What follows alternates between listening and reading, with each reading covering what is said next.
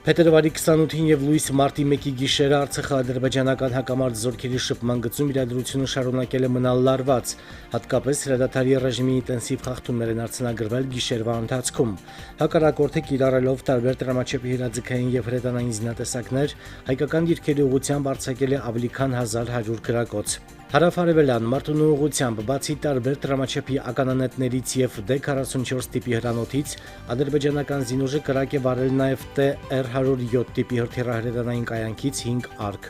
Հիշեցնենք նաեւ, որ նույն ուղղությամբ երեկ կիրառվել է Spike տեսակի հակատանկային կառավարվող հրթիռ։ Հրադադարի խախտման արդյունքում հայկական կողմը կորուստներ չի կրել։ Հակառակորդի ակտիվությունը ճնշելու համար պաշտպանության բանակի առաջապահ ուժերը անհրաժեշտության դեպքում դիմել են պատասխան գործողությունների եւ վստահորեն իրականացրել իրենց առջև դրված մարտական խնդիրները։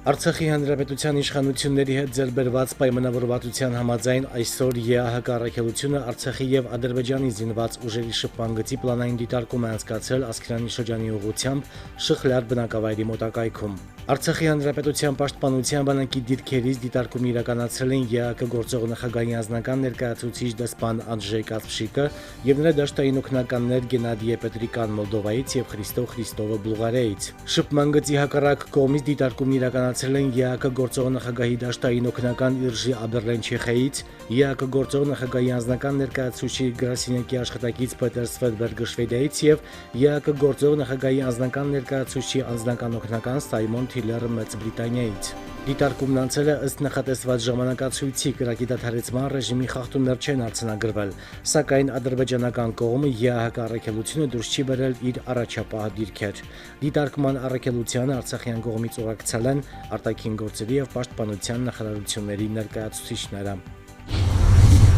Վարժանքը օդային հարձակման թեմայով մարտի 1-ին նշվող քաղաքացիական պաշտպանության համաշխարհային օրվա կապակցությամբ է Մայրաքաղաքի համար 5 դպրոցում կազմակերպված հակառակորդի օդուժի արձակման դեպքում աշակերտների եւ աշխատակիցների պաշտպանության իրականացումը թեմայով հատուկ տակտիկական ուսումնավարժությունն է։ Միջոցառման ընթացքին հետևում են կառավարության առընթեր արտակարգ իրավիճակների պետական ծառայության ներկայացուցիչներն ու Ստեփանակերտի քաղաքապետարանի կրթության բաժնի պատասխանատուները։ Հաշվի առնելով, որ մենք ապրում ենք այնպիսի տարածաշրջանում, որ մեզ մոտ ամեն օր նման առիթները սպասելի են։ Ուստի մեր ամեն մի դպրոցական, մեր դպրոցի ամեն մի աշխատող պարտավոր է իր իսկ պարտականությունից զատ իմանալ նաև այս ամենը եւ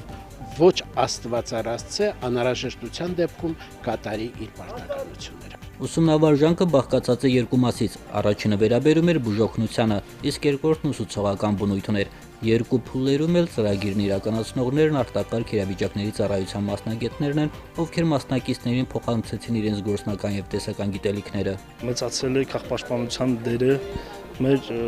բնակչության պաշտպանության գործում եւ իհարկե կարեւորում ենք, որ բոլոր հիմնարկ ձեռնարկություններում պետք է նմանատիպ վարժանքներ անցկացնել, տարրական գիտելիքները, որպեսզի ձեռք բերեն բնակչությունը իրենց անվտանգության ապահովման համար։ Եվ պետք է նշել, որ քաղաքացիական պաշտպանությունը մեր հանրապետության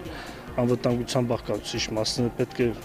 բնակչությունը դա գիտակցի։ Ըստ ուսումնավարժության պլանի հակառակորդը ռմբակոծել էր կրթօջախի շենքը, որի հետևանքով առաջացել էին հրդեհի օջախներ եւ փլուզումներ, կային վիրավորներ։ Մինչ փրկարարների ժամանումը դպրոցի կազմավորումների ուժերով իրականացվեց ընդհանուր հետախուզություն, հրդեհաշիջում եւ նախնական փրկարարական աշխատանքներ։ Ուսուցիչները, որոնք նաեւ տարհանման հանձնաժողովի անդամներ են, իրականացրեցին աշակերտների տարհանում եւ հաշվառում։ Մենք ներկայացնում ենք հետախուզության խումբը, զննում ենք դպրոցի տարածքը եւ տեսնում ենք, թե փլատակների տակ քանի աշակերտ է մնացել, փորձում ենք օգնել նրանց եւ տարհանել դպրոցի տարածքից եւ ցուցաբերում ենք առաջին բուժօգնություն։ Զնում ենք հիվանդին, կոտրվածքի դեպքում մենք դրան անշարժացնում ենք բեկակալով, դնում ենք սառը թրջվածք,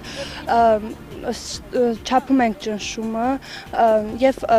սպասում ենք, զանգում ենք 103։ Արդյունքների ամփոփումից օրվա կապակցությամբ փոխադարձ շնորհավորանքներից հետո արտակարգ իրավիճակների պետական ծառայության ներկայացուցիչները ուսումնավարժանքի արդյունքները գնահատեցին բավարար։ Գենադի Երեմյան, Հայկ Բաբայան, օր